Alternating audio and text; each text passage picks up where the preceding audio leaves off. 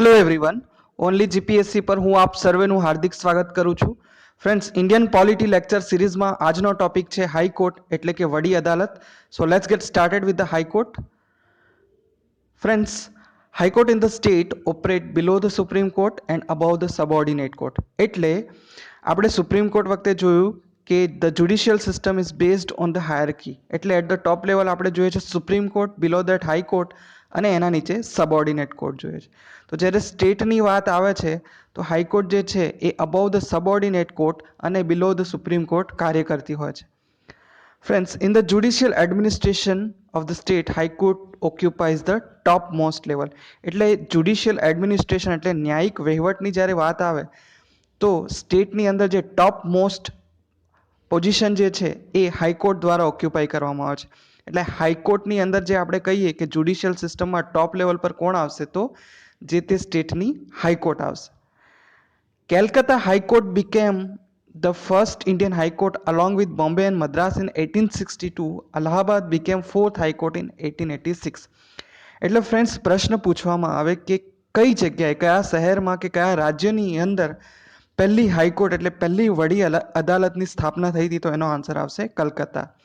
એની સાથે સાથે બોમ્બે અને મદ્રાસમાં થઈ હતી અને ચોથા નંબરની જે હાઈકોર્ટ છે એ અલ્હાબાદમાં થઈ હતી. ફ્રેન્ડ્સ, કલકત્તા, બોમ્બે અને મદ્રાસ આ ત્રણેય કોર્ટની જે સ્થાપના છે એ ઇન્ડિયન હાઈકોર્ટ એક્ટ 1861ના પ્રોવિઝન પ્રમાણે થઈ હતી.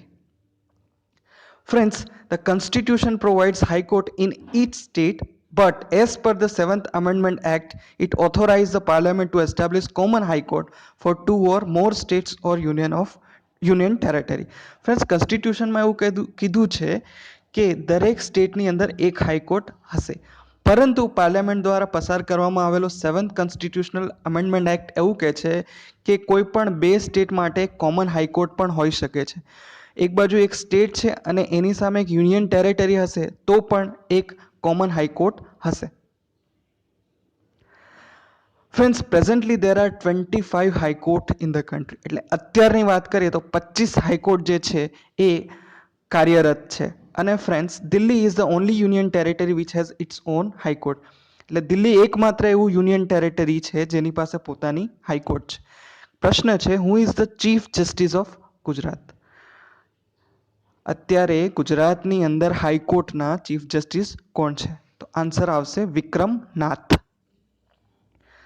ફ્રેન્ડ્સ, આર્ટિકલ 214 થી લઈને 231 ભાગ 6 ની અંદર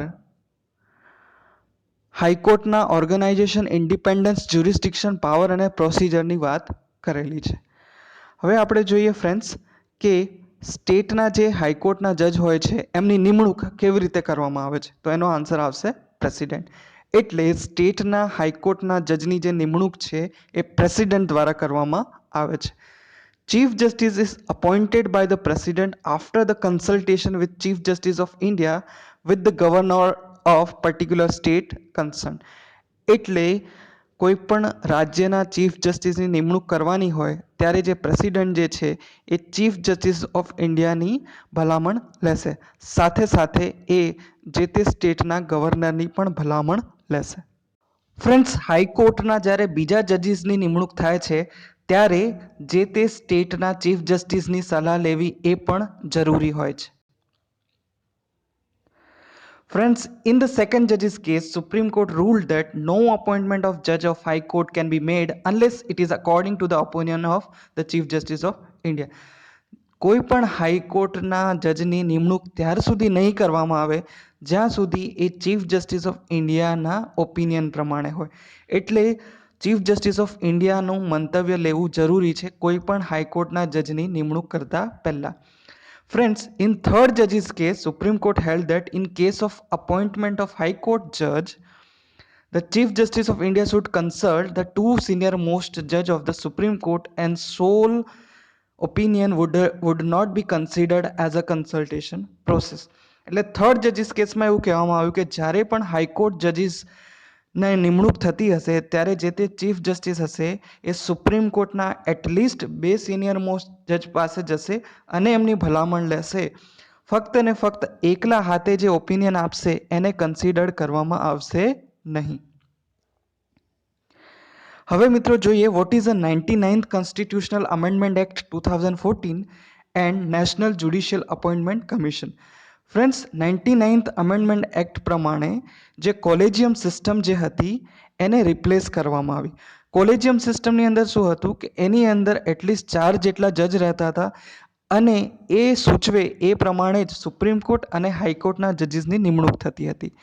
પરંતુ 99th અમેન્ડમેન્ટ એક્ટ દ્વારા સરકારે નેશનલ જ્યુડિશિયલ અપોઇન્ટમેન્ટ કમિશન બનાવ્યું અને જે હાઈકોર્ટ અને સુપ્રીમ કોર્ટના જજની નિમણૂક જે છે એ પ્રમાણે કરવાનું નક્કી કર્યું.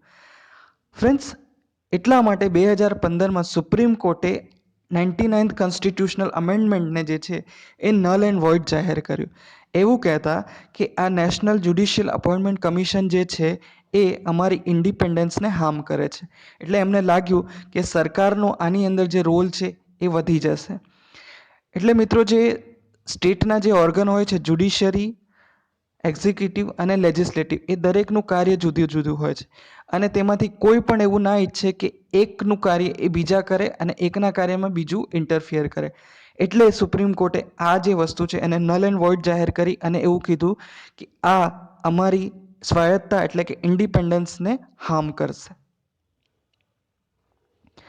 ફ્રેન્ડ્સ, હવે આપણે જોઈએ ક્વોલિફિકેશન ઓફ જજીસ, એટલે હાઈકોર્ટના જજ બનતા પહેલાં શું ક્વોલિફિકેશન હોવી જરૂરી છે. પહેલી ક્વોલિફિકેશન છે he should be citizen of India, એટલે જે તે વ્યક્તિ ત્યારે ને ત્યારે જ હાઈકોર્ટના જજ બની શકે જ્યારે એ ભારતીય નાગરિક હશે.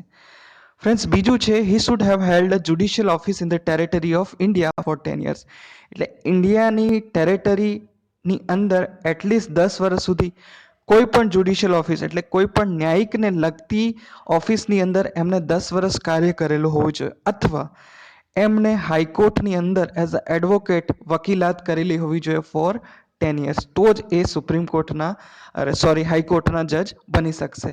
Here there is a no provision mentioned in the constitution about the distinguished jurists to be made the judge of high court like supreme court. Friends, જે રીતે સુપ્રીમ કોર્ટની અંદર એક લાયકાત એવી હતી કે પ્રેસિડેન્ટની નજરોમાં કોઈ વ્યક્તિ જે કાયદાના નિષ્ણાંત હોય, કાયદાશાસ્ત્રી હોય, એમને પણ સુપ્રીમ કોર્ટના જજ બનાવી શકતા હતા. પણ હાઈકોર્ટની અંદર એવું કોઈ પણ પ્રકારનું એવું પ્રોવિઝન આપેલું નથી કે જે નિષ્ણાંત હોય કે કાયદાશાસ્ત્રી હોય એને હાઈકોર્ટના જજ બનાવી શકાય. ફ્રેન્ડ્સ, હવે જોઈએ ઓથ ઓર અફર્મેશન, એટલે જે તે સ્ટેટની અંદર હાઈકોર્ટના જજને કોણ શપથ અપાવડાવે છે.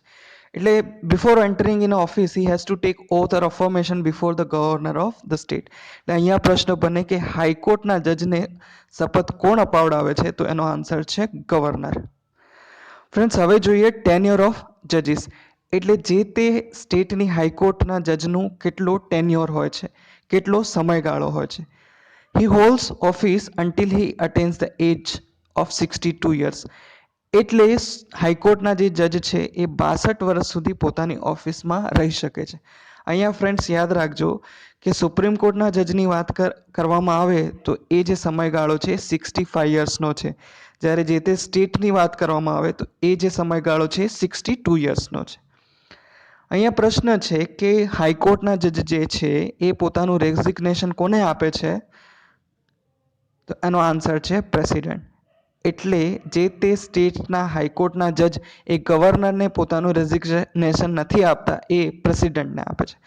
He can be removed by the president on recommendation of parliament, એટલે જે તે હાઈકોર્ટના જજ જે છે એમને રિમૂવ કરવા માટે એ પ્રેસિડેન્ટ કરી શકે છે, પણ પ્રેસિડેન્ટ ત્યારે જ કરી શકે જ્યારે પાર્લામેન્ટ તરફથી રેકમેન્ડેશન આવ્યું હોય. એટલે જે પ્રોસેસ સુપ્રીમ કોર્ટના જજને એમના પદ ઉપરથી પદભ્રષ્ટ કરવાની છે, રિમૂવ કરવાની છે, એ સેમ પ્રોસેસ સ્ટેટના હાઈકોર્ટના જજને રિમૂવ કરવા માટે ફોલો કરવામાં આવે છે.